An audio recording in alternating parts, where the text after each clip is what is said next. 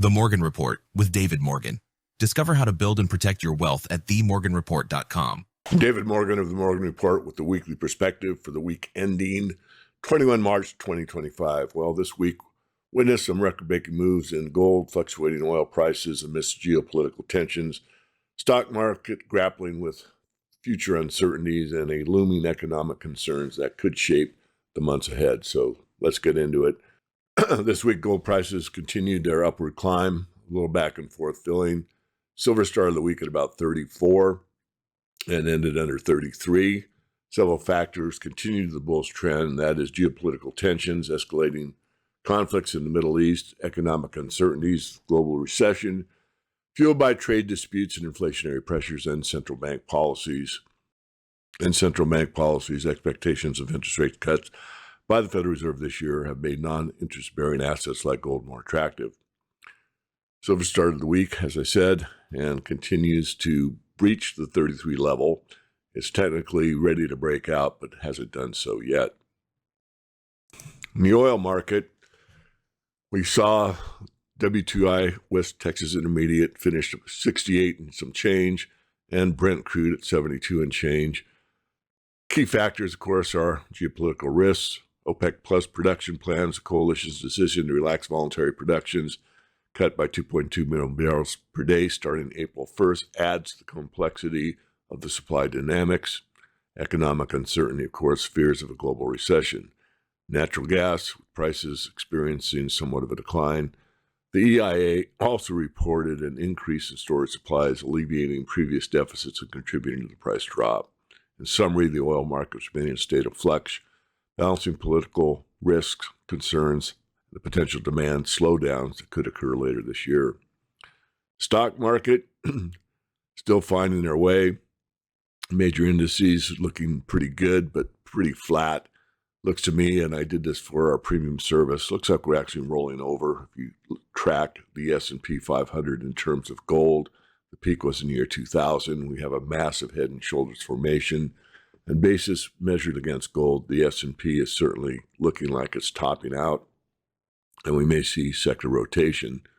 Sector movements, of course, technology stocks, including giants like Apple, Nvidia, and Tesla, facing declines as investors rotate out of the sector and get into more defensive type of stocks. President Trump's ongoing trade disputes, particularly with Canada and Mexico, have injected further uncertainty into the markets. And economic concerns, recession probability. Goldman Sachs increased the likelihood of recession within the next year to 20%. Additionally, a Bank of America survey revealed that 55% of fund managers view a global recession sparked by a trade war as a primary risk. Consumer sentiment, household finances are deteriorating with rising debt levels and an increasing inability to cover emergency expenses, including a surge in consumer expectations of a recession.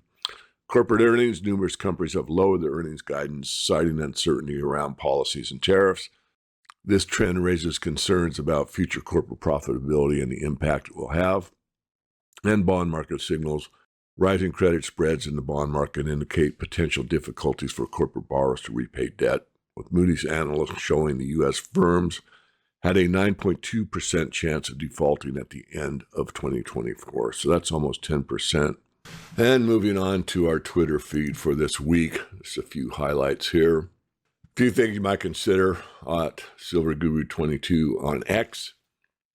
This is talking about palladium.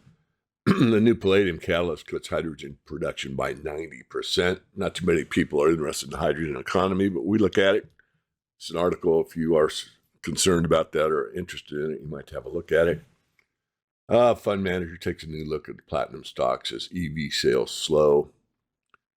Comstock Metals take a close look at recycling solar panels. This one's pretty interesting. You want to read this article, especially those that are interested in e-waste and how much silver goes into landfills. What's driving silver's price in 2025? I think most of you who follow my work are aware of that, but you might want to look at that. Commerzbank Bank upgrades its 2025 silver price by 6%, saying $35 is likely. This one is from PV Glower. This one is from PV Glower. This is from PV. Global solar installations could reach 1 terawatt next year. And UBS raises their gold target price to $3,200 the ounce.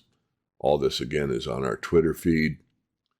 Gold can still go higher, but momentum is starting to wane, according to Metals Focus. And I'll leave it at that. So as a wrap-up, thank you for tuning in to the Morgan Report Weekly Perspective. Hopefully our quick analytical coverage of major markets will be useful to you this week and the following weeks. I'll be back with you next week with another update on the financial markets. This is David Morgan signing out.